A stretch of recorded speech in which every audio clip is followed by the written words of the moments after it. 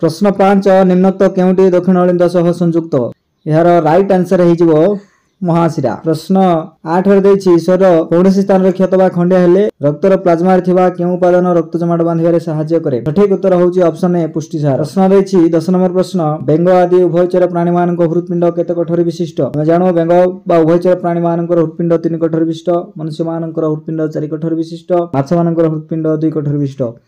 तबे यार correct answer है ऑप्शन बी 3। हृत्पिंड केउ प्रकोष्ठ सह ऊर्ध्व व निम्न महाशिरा संयुक्त होइछि। राइट आंसर है दक्षिण अलिंद।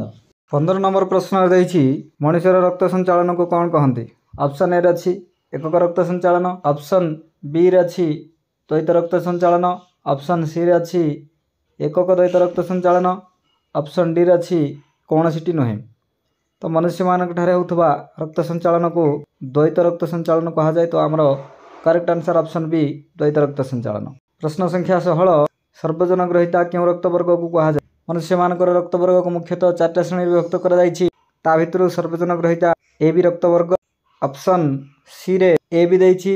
तो हमर correct answer option C A B. 17 नंबर प्रश्न सर्वजन दाता क्यों रक्तवर्ग को कहा जाए। ओ रक्तवर्ग को सर्वजन दाता कहा जाए।